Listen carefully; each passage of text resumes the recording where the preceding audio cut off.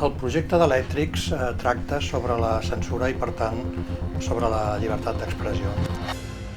Durant temps he anat buscant biblioteques i arxius, llibres que hagin estat censurats.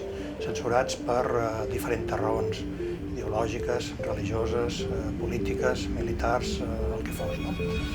M'interessava justament la dialèctica entre el gest d'ocultar la informació i, per l'altra banda, el gest de mostrar, de donar aquesta informació.